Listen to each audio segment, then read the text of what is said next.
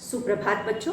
कक्षा 1 हिंदी में आप सभी का स्वागत है। बच्चों, कल हम कर रहे थे हमारी हिंदी व्याकरण दीपिका का पाठ 7। बच्चों, पाठ 7 है लिंग।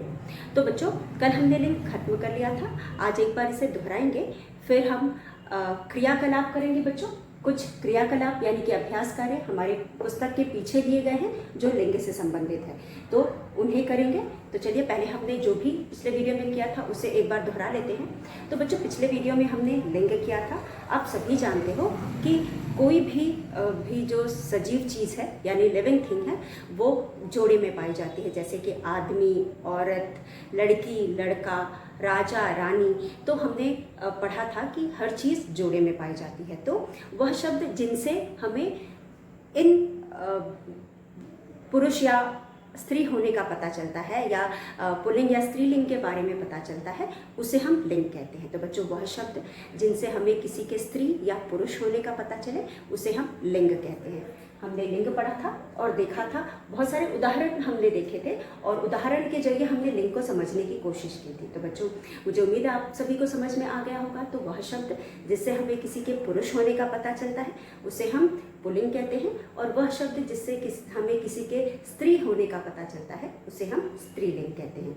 तो बच्चों, यहाँ पे जितने भी पहले पृष्ठ में आपको शब्द दिए गए हैं, जैसे कि दादा, राजा, पिता या फिर लड़का, चाचा, ये सभी हमें इनके पुरुष होने का बोध कराते हैं, इसलिए हम इनको पुल्लिंग कहेंगे।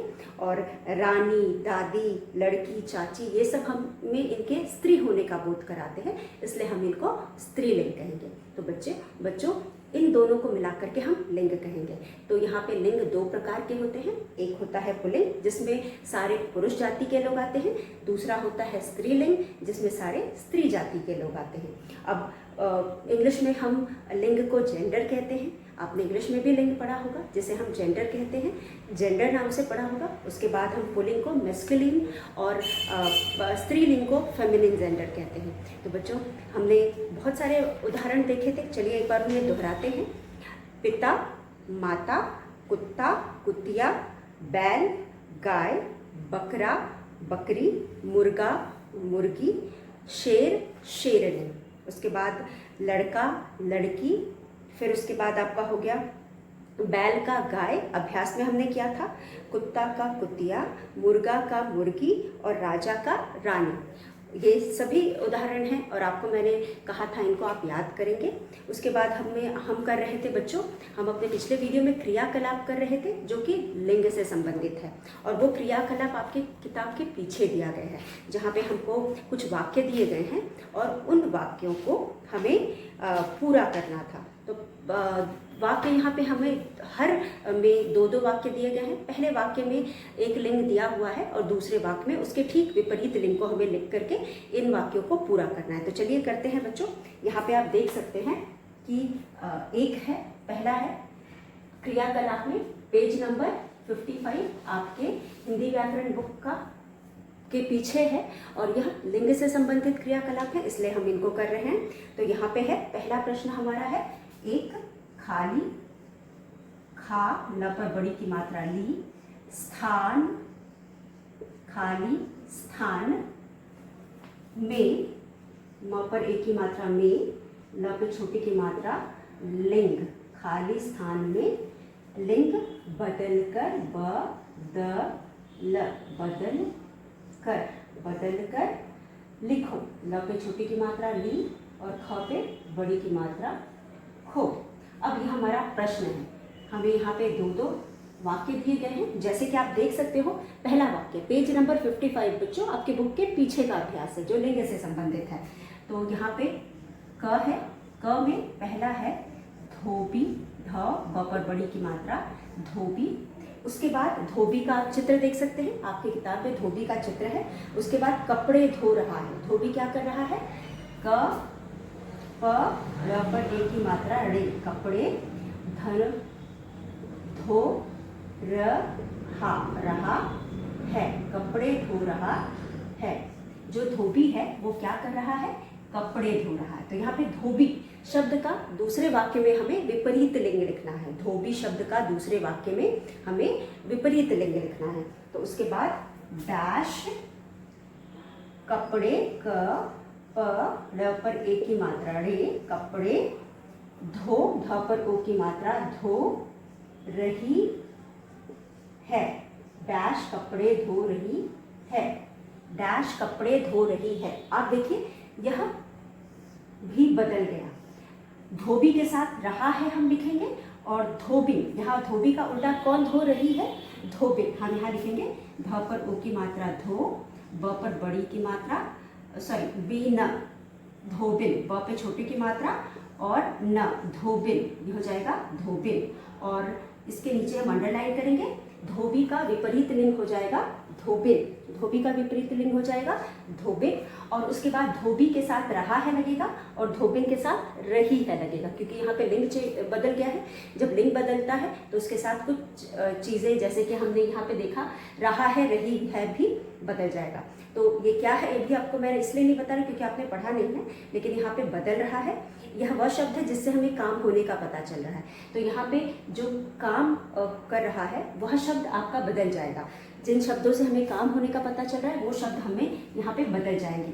धोबी का रहा है हो जाएगा और धोबिन का रही है। ठीक है, धोने का काम हो रहा है तो धोबी के साथ रहा है लगेगा और धोबिन के साथ रही है लगेगा। तो ये है हमारा पहला वाक्य। तो हमें यहाँ पे क्रिया का भी ध्यान देना है कि क्रिया के साथ क्या लगेगा, उसका भी हमें यहाँ पे ध्यान देना है, क्योंकि यहाँ पे जब हम लिंग बदलते हैं तो क्रिया का जो भाग है उसमें भी थोड़ा सा परिवर्तन करना होता है। तो यहाँ पे हम लिखेंगे धो के साथ, धोने का काम धो से पता चल रहा है, रही है पूरा क्रिया ही है, तो यहाँ पे हमारा क्रिया भी बदल रहा है, रहा है रही है हो जाएगा, क्योंकि रहा है धोबी के साथ लगा है, पुरुष के साथ लगा है, पुरुष जाति के शब्द के साथ लगा है, यानी पुल्लिंग के साथ लगा है, और धोबिन के साथ यहाँ पे लगेगा रही है। उसके बाद हमारे पास दूसरा है बच्चों, हमारा ख है, ख। अब ख में हमारे पास है, हर जगह ये नहीं बदलता है, जहाँ ज़रूरी है वहीं हम बदलते हैं। तो दूसरा हमारा है सभी, स भ पर बड़ी की मात्रा भ, सभी, न पर ए की मात्रा ने, सभी ने, दूल्हे, द पर छोटे की मात्रा दुल्हे, दूल्हे, सभी ने दूल्हे को, क पर ओ की मात्रा को,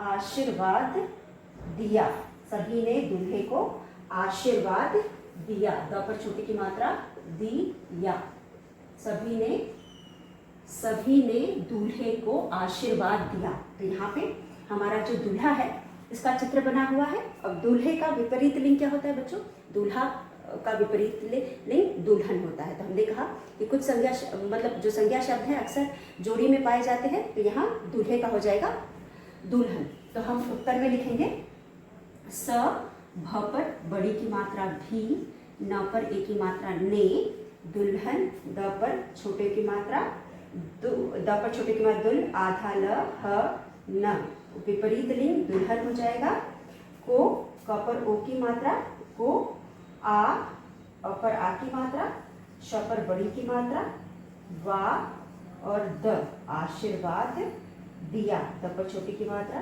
दिया। यहाँ हो जाएगा सभी ने दुल्हन को आशीर्वाद दिया। अब बच्चों आप देख सकते हैं, पहला वाक्य आपने देखा, पहला वाक्य था धोबी कपड़े धो रहा है, धोबी क्या कर रहा है, कपड़े धो रहा है। तो यहाँ जो क्रिया का भाग है इस वाक्य में, जिन शब्दों से हमें काम होने का पता चल रहा है उनमें भी हमने कुछ परिवर्तन किया। अगर यह पुरुष जाति का है तो उसके साथ रहा लगेगा, और जो स्त्री जाति का है उसके साथ रही लगेगा। तो यहाँ पे रहा रही में भी परिवर्तन होगा। अगर आप इसको नहीं बदलेंगे तो आपका वाक्य गलत हो जाएगा। उसके बाद बच्चों सभी ने दूल्हे को आशीर्वाद दिया, यहाँ पे हमें कोई परिवर्तन नहीं करना है क्योंकि दोनों के साथ आशीर्वाद दिया ही रहेगा। उसके बाद सभी ने दुल्हन को आशीर्वाद दिया, हमने सिर्फ इसमें बदला है तो दूल्हे को दुल्हन कर दिया है। ठीक है, दूल्हे को दुल्हन कर दिया है। ठीक है, तो यहाँ पे दूसरा वाक्य है धोबी कपड़े धो रहा है, धोबिन कपड़े धो रही है। उसके बाद सभी ने दूल्हे को आशीर्वाद दिया, सभी ने दुल्हन को आशीर्वाद दिया। तो इस तरह से हमने इस वाक्य में दूल्हे से दुल्हन बनाया। उसके बाद हमारा अगला वाक्य है,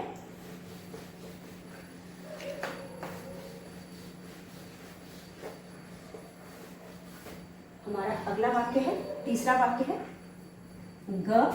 ग में हमारे पास है लड़का, लड़का, लड़का, लड़का, हंस ह और चंद्र बिंदु स, हंस रहा, रहा है, लड़का हंस रहा है।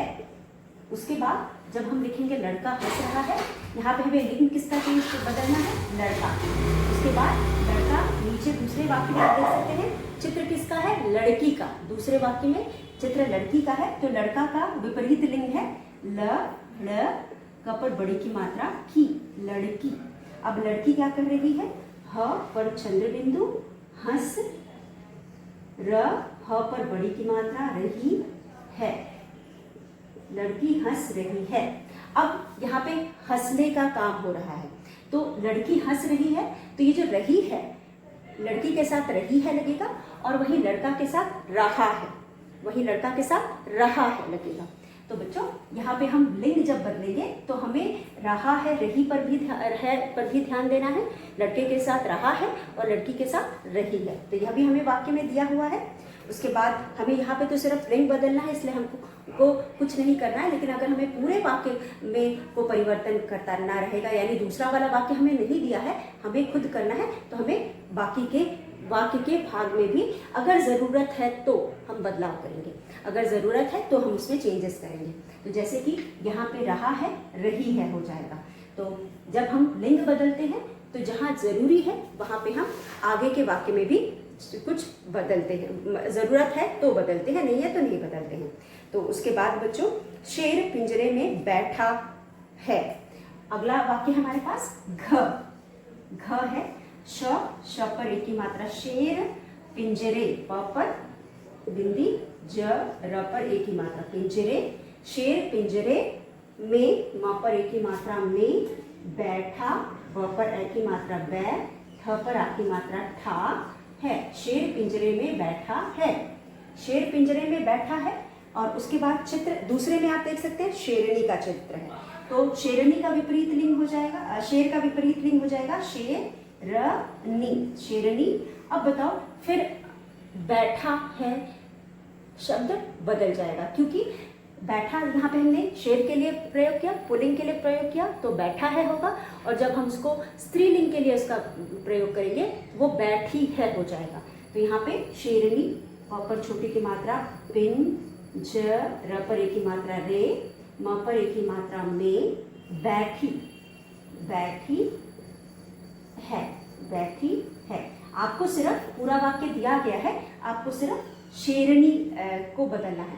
लेकिन अगर आपसे कहा जाता है पूरा वाक्य आप बदल दो, उस केस में आपको ये ध्यान देना पड़ेगा कि जो आगे वह शब्द जिससे हमें किसी काम के होने का पता चल रहा है वो भी बदल जाएगा, क्योंकि जब पुरुष उस काम को करेगा तो रहा हो जाएगा, जब स्त्री उस काम को करेगी तो रही है हो जाएगा।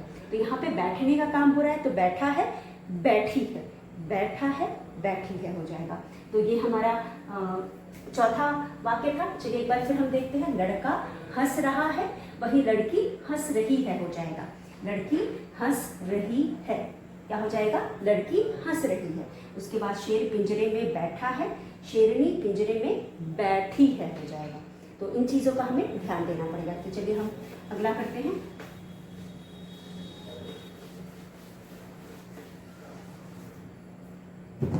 अगला वाक्य है बच्चों, दादा ने श्यामू को बुलाया। दादा ने, दादा, दादा, द पर आ की मात्रा दा और द पे आ की मात्रा दा, न पर एक की मात्रा ने, श्या, दादा ने श्या, म पर बड़े की मात्रा मु, को बुलाया, ब पर छोटे की मात्रा बु, ला, या, बुलाया है, बुलाया है, दादा ने श्यामू को बुलाया है। अब यहाँ पे आप देख सकते हैं दादा का विपरीत लिंग, चित्र में आपको क्या दिखाई दे रहा है, दादी दिखाई दे रही है। तो हम यहाँ दादा का विपरीत लिंग दा, द पर बड़ी की मात्रा दी, दादी ने ने श्यामू, यहाँ पे कुछ चेंज होगा बाकी के वाक्य में?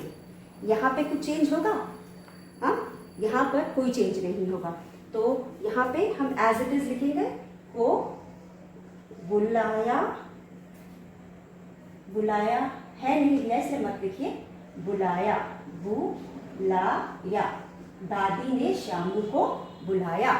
तो यहाँ पे हमने दादा को दादी बनाया और कोई भी परिवर्तन इस वाक्य में नहीं होगा।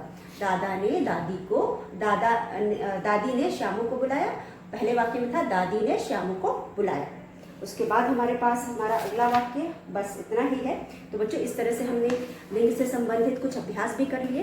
हमने इससे पहले भी जो पाठ के पीछे अभ्यास दिए गए हैं वो भी किया, तो आपको लिंग अच्छे से समझ में आ गया होगा।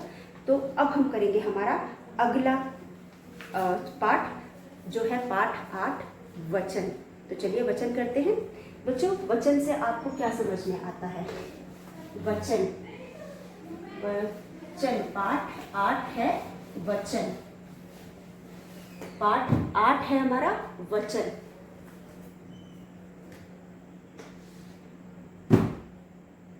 पाठ 8 वचन, वचन, पाठ 8 वचन। बच्चों वचन को हम इंग्लिश में नंबर्स कहते हैं,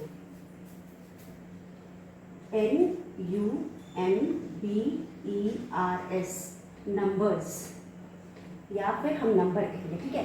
तो बच्चों वचन क्या है आप देख सकते हो। चलिए हम पहले उदाहरण देखते हैं फिर समझने की कोशिश करते हैं। तो पहले उदाहरण देखते हैं बच्चों। उदाहरण में क्या दिया है फिर हम इसे समझने की कोशिश करते हैं। तो बच्चों वचन का मतलब होता है कोई भी वस्तु एक होती है तो हम उसे एक कहते हैं, और कोई भी वस्तु एक से अधिक होती है तो हम उसे अनेक कहते हैं। कोई भी वस्तु एक है तो हम उसे एक कहते हैं, एक से अधिक है तो हम उसे अनेक कहते हैं। आप यहाँ देख सकते हो चित्र में एक लड़का है, एक लड़का है तो हम उसे लड़का कहेंगे। वहीं जब वो एक से अधिक, यहाँ 3 लड़के हैं तो हम उसे लड़के कहेंगे। तो बच्चों यहाँ पे अनेक, यहाँ पे आपको क्या समझ में आता है? नंबर्स। हम एक और एक से अधिक नंबर्स की बात कर रहे हैं। मतलब वचन का मतलब होता है संख्या। किसकी संख्या? संज्ञा की संख्या। आप संज्ञा पढ़ चुके हैं, आप सब संज्ञा पढ़ चुके हैं, आप सभी जानते हैं संज्ञा क्या है। तो बच्चों यहाँ पे आप चित्र देख सकते हो, पेज नंबर 31 में आप सभी देखो। पेज नंबर 31 में हमें संख्याएं दी गई हैं। बच्चों आप देख सकते हो एक तरफ हमें एक चीज़ दी गई है, उसके ठीक दूसरी तरफ हमको वही चीज़ अधिक दी गई है, कहीं 2, कहीं 3, कहीं 4 दिया गया है। तो वचन का मतलब हमें वचन, इन उदाहरणों को देख करके हमें समझ में आता है कि वचन का नंबर, वचन का मतलब संख्याएं हैं। और बच्चों आप सभी जानते हो कि इन उदाहरणों में एक तरफ हमें कोई भी वस्तु एक नंबर संख्या में दिखाई दे रही है और ठीक दूसरी तरफ हमें वही वस्तु एक से अधिक दिखाई दे रही है। तो हमें क्या समझ में आता है? वचन का मतलब संख्याएं होती हैं और जो भी वस्तु यहाँ दी गई है सब संज्ञा है। तो बच्चों इसका मतलब ये होता है कि वो शब्द जिससे हमें किसी के एक या अनेक होने का पता चलता है उसे हम वचन कहते हैं। वह शब्द जिससे हमें किसी के एक या अनेक होने का पता चले उसे हम संज्ञा कहते हैं। तो यहाँ पे लड़का, लड़के, तोता, तोते, घड़ा, घड़े, बस्ता, बस्ते, झंडा, झंडे, कुत्ता, कुत्ते। तो बच्चों आप यहाँ देख सकते हो कि यहाँ जो भी शब्द दिए गए हैं, पहले एक, जहाँ एक लिखा है, 1 लिखा है, वहाँ पे एक वस्तु है। अब देखिए आप यहाँ देख सकते हैं एक, एक, एक, एक यानी ONE, यानी ONE 1। एक का मतलब 1। कोई भी वस्तु एक, जब कोई भी वस्तु एक होती है तो हम उसे एक कहते हैं, और एक से अधिक हो जाती है तो हम उसे अनेक कहते हैं। तो बच्चों यहाँ पे अनेक का मतलब मेनी होता है। दूसरी जगह पे न पर एक ही मात्रा, ने और क, अनेक, यानी कि यहाँ पे MANY, मेनी। अनेक का मतलब मेनी, मोर देन 1, एक से अधिक यानी मेनी। तो यहाँ पे हम देख सकते हैं एक लड़का है, लड़का, एक लड़का, और एक से अधिक लड़के, दूसरी तरफ 3 लड़के दिखाई दे रहे हैं यानी एक से अधिक है तो हम उसे लिखेंगे लड़के। तो बच्चों उसे हम कहेंगे लड़के, क पर एक ही मात्रा के, लड़के। अब ये है 1, एक मतलब लड़का और ये है अनेक मतलब लड़के। वन मतलब ओनली वन, सिर्फ एक। अनेक मतलब एक से अधिक, 2, 3, 4, 5, जितने भी नंबर्स होते हैं उतने हो सकते हैं। तो अनलिमिटेड नंबर्स इन्फिनिटी तक हो सकते हैं, लेकिन वो एक से एक भी अधिक हो जाएगा, 2 भी हो जाएगा तो वो अनेक में हो जाएगा। तो एक वस्तु है तो हम उसे एक कहेंगे, एक से अधिक है तो हम उसे अनेक कहेंगे। तो लड़का अगर एक है तो हम उसे लड़का कहेंगे, एक से अधिक है तो हम उसे लड़के कहेंगे। आप देख सकते हैं चित्र में एक लड़का है तो लड़का लिखा हुआ है, एक से अधिक 3 लड़के हैं तो हमने वहाँ पे लड़के लिखा हुआ है। उसके बाद बच्चों दूसरा एग्जाम्पल या उदाहरण है, त पे ओ की मात्रा तो, त पर आ की मात्रा ता। ये है तोता, तोता एक है तो तोता लिखा है। जब तोता उसके ठीक सामने 3 हो गया यानी एक से अधिक हो गया तो यहाँ पे हो गया त पे ओ की मात्रा तो और त पर ए की मात्रा ते, तोते। यानी एक तोता तो तोता और एक से अधिक तोते तो वो हो गया तोते। ठीक है, उसके बाद हमारे पास है घड़ा, घ ड़ पर आ की मात्रा ड़ा, घड़ा। यहाँ पे एक घड़ा है, यहाँ पे एक घड़ा है तो हमने घड़ा लिखा है। जब घड़ा 3 हो गया, एक से अधिक हो गया तो हम यहाँ लिखेंगे घ ड़ पर ए की मात्रा ड़े, घड़े। ये हो गया घड़े, इसे हम कहेंगे घड़े। उसके बाद है बस्ता, ब, यह है ब आधा स, त पर आ की मात्रा ता, बस्ता। बस्ता बच्चों एक है इसलिए हमने बस्ता लिखा है, एक से अधिक है तो हमने क्या किया है, इसे ब आधा स, त पर ए की मात्रा ते, बस्ते। उसके बाद हमारे पास है झंडा, झ, झ पर बिंदी, ड पर आ की मात्रा, झंडा, झंडा। उसके बाद ये हो गए झ बिंदी और ड पर ए की मात्रा डे, झंडे। उसके बाद आखिरी उदाहरण यहाँ पे कुत्ता, कुत्ते, क पे छोटे उ की मात्रा, त पर आ की मात्रा कुत्ता और क पे छोटे उ की मात्रा, त पर आधा और ए की मात्रा कुत्ते। अब बच्चों ध्यान देने वाली बात क्या है, हमने इसमें क्या परिवर्तन किया है। तो बच्चों हम एक वचन से बहुवचन बनाने के लिए हमने क्या परिवर्तन किया है, आप देख सकते हैं यहाँ पे जब हमने किसी भी शब्द को एक वचन से बहुवचन बनाया है तो वहाँ पे पहले हमने इन सभी शब्दों के आखिरी शब्द को देखना है। हमें क्या देखना है, हमें इन सभी के आखिरी शब्द को देखना है। आखिरी में क्या है, आखिरी में आ की मात्रा है। लड़का, तोता, घड़ा, बस्ता, झंडा, कुत्ता। ठीक है, यह है लड़का, तोता, घड़ा, बस्ता, झंडा, कुत्ता। तो आखिरी शब्द में आ की मात्रा है, आखिरी शब्द में सभी में आ की मात्रा है। तो जब भी किसी शब्द में आखिरी शब्द में आ की मात्रा होती है तो हम उसका बहुवचन कैसे बनाएंगे, यानी कि हम उसका एक से अनेक कैसे बनाएंगे। एक से अनेक कैसे बनाएंगे, उसमें एक की मात्रा लगा करके एक से अनेक बनाएंगे। तो आपने देखा कि यहाँ पे लड़का, तोता, घड़ा, बस्ता, झंडा, कुत्ता, इन सभी में आ की मात्रा है, सभी में आ की मात्रा है। जब हम इनका अनेक बनाएंगे, इनके अनेक रूप को लिखेंगे तो वहाँ पे हम सब में एक ही मात्रा लगा देंगे।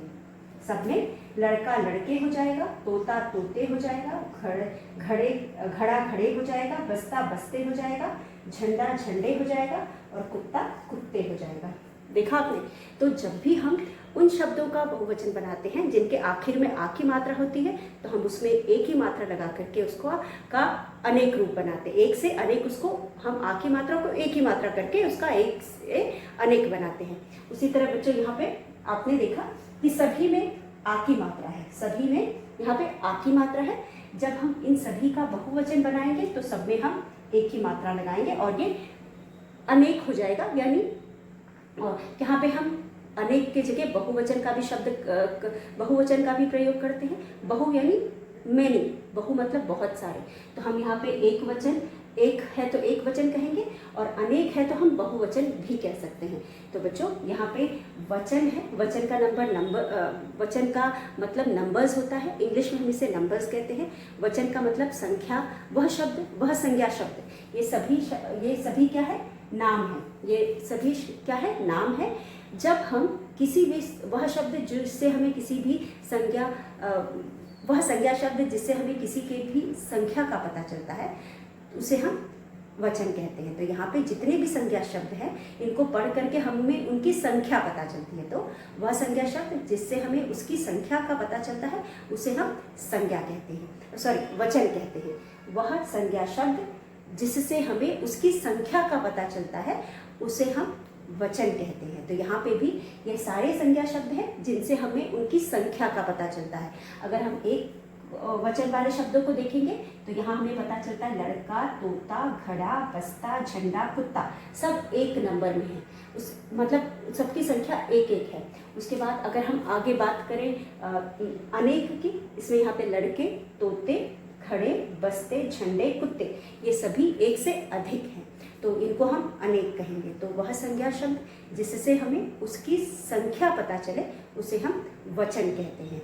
तो वचन मतलब नंबर्स होता है। वचन दो प्रकार के हो गए बच्चों, एक तो एक वचन हो गया, दूसरा अनेक, यानी हम इसे बहुवचन भी कह सकते हैं। तो यहाँ पे एक और अनेक, एक में सिर्फ एक वस्तु होता है, अनेक में बहुत सारी वस्तु है, एक से अधिक, तो इन्हें अनेक कहते हैं। तो यहाँ पे लड़का, लड़के, तोता, तोते, घड़ा, घड़े, बस्ता, बस्ते, झंडा, झंडे, कुत्ता, कुत्ते। अब यहाँ पे सभी में हमने आ की मात्रा देखी। अब जब हमने इनको बहुवचन में बदला तो जितने भी आ की मात्रा थे सबको हमने एक ही मात्रा में बदल दिया, सबको हमने एक ही मात्रा में बदल दिया। तो लड़का का हो गया लड़के, तोता का हो गया तोते, घड़ा का हो गया घड़े, बस्ता का हो गया बस्ते, झंडा का हो गया झंडे और कुत्ता का हो गया कुत्ते। उसके बाद आप अपने अगले प्रश्न में देख सकते हैं पेज नंबर 32 यानी 32 में हमें कुछ और उदाहरण दिए गए हैं। इसमें भी बच्चों आप देख सकते हैं जो भी यहाँ पे कुछ और शब्द हैं जैसे कि जूता और केला। जूता और केला में भी हमें आ की मात्रा दिखाई दे रही है। तो आ की मात्रा वाले शब्दों को जब हम एक ही मात्रा बहुवचन या अनेक में बदलेंगे तो हम वहाँ पे उसे एक ही मात्रा लगा करके अनेक बनाएंगे। जैसे जूता हो जाएगा जूते, उसके बाद केला हो जाएगा केले। तो जितने भी आ की मात्रा वाले शब्द होते हैं उनका हम बहुवचन बनाते हैं। तो उसमें हम क्या करते हैं, आ की मात्रा की जगह एक ही मात्रा लगा देते हैं तो वो बहुवचन हो जाता है। यानी कि बहुवचन का मतलब मैंने आपको बताया अनेक। अनेक को हम मेनी या बहुवचन भी कह सकते हैं, हम इसको बहुवचन भी कह सकते हैं। बहुवचन, हम इसको बहुवचन भी कह सकते हैं। उसी तरह से बच्चों आप देख सकते हो इसको हम एक वचन भी कह सकते हैं, एक वचन भी कह सकते हैं। यह एक वचन है जिसमें एक चीजें होती है, बहु यानी अनेक, बहु का मतलब ही अनेक होता है, तो हम अनेक को बहुवचन भी कह सकते हैं। तो यहाँ पे जो वचन है उसके दो भेद होते हैं और वह शब्द जो संज्ञा शब्दों की संख्या बताए उसे हम वचन कहते हैं। तो यहाँ पे जितने भी हैं ये सभी संज्ञा शब्द हैं, ये सभी किसी न किसी चीज़ के नाम हैं और इनकी संख्या ये शब्द बता रहे हैं। इन शब्दों से हमें इनकी संख्या पता चल रही है। अगर हम लड़का बोलते हैं तो हमें एक लड़का समझ में आ रहा है, अगर हम तोता बोलते हैं तो हमें एक तोता समझ में आ रहा है, अगर हम घड़ा बोलते हैं तो एक घड़ा समझ में आ रहा है, अगर हम बस्ता बोलते हैं तो एक बस्ता समझ में आ रहा है, अगर हम झंडा बोलते हैं तो एक झंडा समझ में आ रहा है और कुत्ता बोलते हैं तो एक कुत्ता समझ में आ रहा है। तो इन सभी संज्ञा शब्दों से हमें इनकी संख्या पता चल रही है। उसी तरह से जब हम यहाँ पे बात करते हैं अनेक में तो इनको पढ़ के भी लड़के, तोते, घड़े, बस्ते, झंडे, कुत्ते, इन शब्दों से भी हमें क्या समझ में आ रहा है कि ये सभी शब्द एक से अधिक हैं। इन सभी शब्दों से हमें पता चल रहा है कि जिन चीज़ के भी ये नाम है, जिस चीज़ के भी ये नाम है, ये सभी एक से अधिक है, संख्या इनकी एक से ज़्यादा है, इसलिए हम इनको अनेक शब्द बोल रहे हैं या फिर हम इनको अनेक मेनी या बहुवचन कहेंगे। लड़के, तोते, घड़े, बस्ते, झंडे, कुत्ते, तो ये है एक से अधिक, इसलिए हम इनको अनेक कहते हैं। तो बच्चों यह वह संज्ञा शब्द है जिनसे हमें इनकी संख्या पता चल रही है, इसलिए इनको हम वचन कहेंगे। वचन का नंबर मतलब नंबर्स होता है। वह शब्द जिससे हमें किसी भी संज्ञा शब्द की संख्या पता चले उसे हम वचन कहते हैं। वचन के दो भेद होते हैं, एक और अनेक। एक मतलब एक वस्तु, अनेक मतलब एक से अधिक वस्तु। तो बच्चों इसी के साथ आप जितना उदाहरण आज हमने देखा है उन्हें आप देख लीजिएगा।